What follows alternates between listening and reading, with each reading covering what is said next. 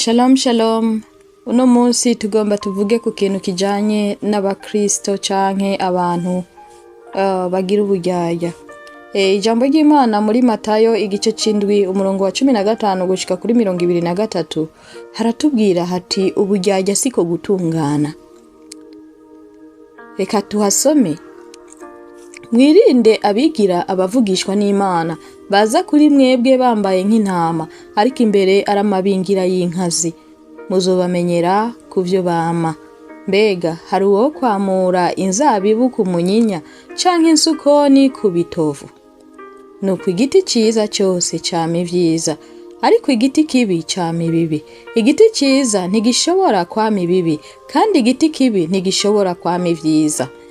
Igiti cyose kitama ivyiza kiracibwa kigatererwa mu muriro. Nuko muzobamenyera kuvyo bama. Umuntu wese amvumereza ati mwami, mwami, siwe azokwinjira mu bwami bwo mwijuru atari ukora ivyo data wo mwijuru agomba.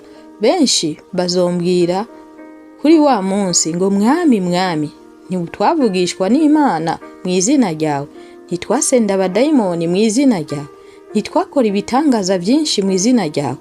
Niho zoba jinjibura ati ntaho nigeze mbamenya, mviraho mwabakora ibiziramwe. Iryo ni ijambo ry'Imana riza nk'iriduhanura kandi ritubwira ukuri. Abantu benshi muri kino gihe babayeho muri ubwo ubuzima bwo kwerekana amashusho batari. Uno munsi akavuga ibi ariko bukeye ugasanga ariko akora ibinyuranye n'ivyo yavuze. Uno munsi agasoma ijambo ry'Imana bukeye ugasanga ariko avuga ibitandukanye n'ijambo ry'Imana yiriwe arigisha. Ivyo ni ibintu novuga ko ari ingwara yateye mu bantu Satani ariko arakoresha. Ijambo ry'Imana turaryumva ariko ntiturishire ku gikorwa. Ijambo ry'Imana canke amategeko y'Imana ahari kugira ngo aduhe kumenya ingene dukwiriye kwifata n'ukuntu dukwiriye kugenda. Iri jambo ry'Imana rero ritubwira riti ntidushobora kwama ivyo tudafise.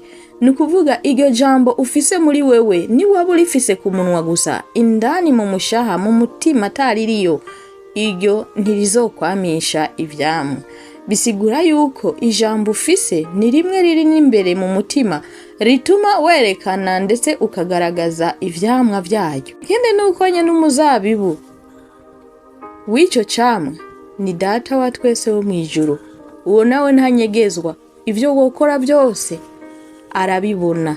Ivyo uvuga, ivyo ukora, ivyo ugenderamwo arabibona.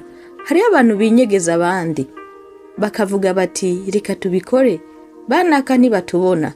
Bagaca bibagira cyane yuko Imana itari limite muri espace canke mu mwanya. Aho uri hose irakubona. Ijambo ry'Imana riratubwira riti ibera hose icarimwe. Bisigura yuko uhemye irakubona, uvuze irakubona, ugendagenda irakubona, ivyo urimwo vyose irakubona. Bisigura biti ntaho ushobora kwinyegeza Imana, nayo ntiyashoboye kwinyegeza Imana.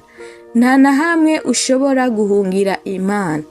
Ivyo ukora, ivyo uvuga, ivyo wandikisha nivyo bizokubera ibigutsindisha ku munsi w'urubanza, mu gihe uzoba uri gukora ibinyuranye n'ivyo wabwiwe canke wigishijwe. Ijambo ry'Imana rirongera rikatubwira riti niwananigwa ku munsi w'amagorwa, inkomezi zawe zizoba zari nke. Bisigura yuko niwavuga ijambo ry'Imana hama bukeye ukaja gukora ibinyuranye n'iryo jambo ry'Imana, bisigura yuko inkomezi zawe ziba ari nke.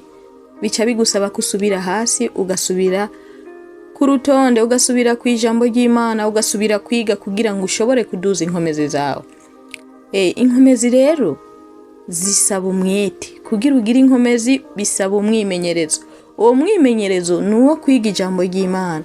Kandi iryo ijambo ry'Imana muri Yosuwa 1:8 riratubwira yuko tugiga umwanya wose, turirimbura umwanya wose, ngo niho ivyacu bica bigenda neza ndetse tukagira amahirwe. Iyo rero tumaze gutahura neza iki jambo ry'Imana rivuga, ubwo buryarya buraheza bugahera, kuko si twebwe tuba turiko turavuga, ariko ni Kristo muri twebwe aba ariko aravuga.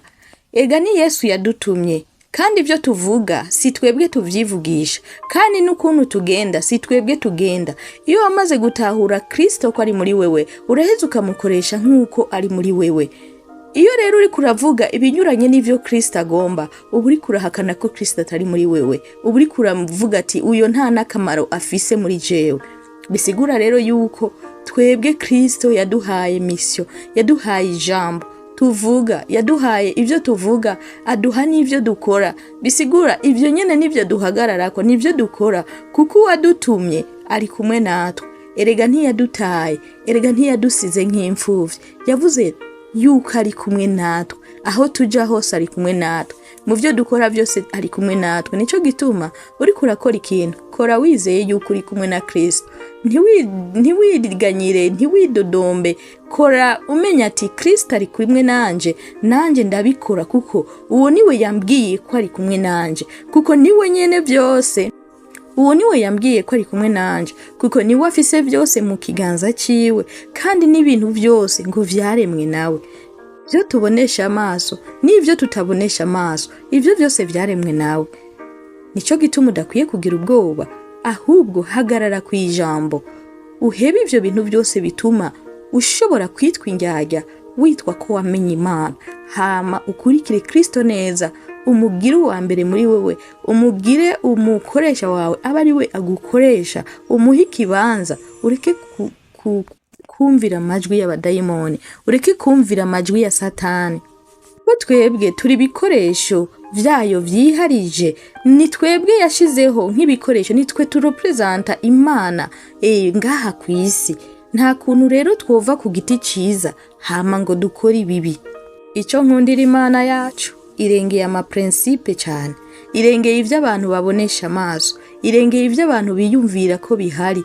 Bigatuma rero iyo uri kurayikorera nta na rimwe wigera umaramara, nta na rimwe womaramara, kandi nta kintu na kimwe cyotuma ushira imbere uburyarya kugira ngo ukundwe n'abantu canke wumvige n'abantu, kandi hariho uwagutumye azoguha ingero iruta izindi ngero zose. Amafaranga siyo turondera, kuko amafaranga twarayaronse kera. Icubahiro ico ntitukirondera, kuko ico twarakironse kera.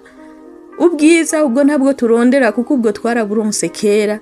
Amahoro siyo turondera, kuko ayo twarayaronse kera. Umunezero ntiturondera, kuko twawuhawe kera ku buntu. Ivyo byose rero twarabihawe. Nico gituma nta mpamvu nimwe ufise yo kurenga ijambo ry'Imana ryavuze, kugira ngo wironkere ivyo bintu vyitwa ko bihari kandi wahawe ku buntu.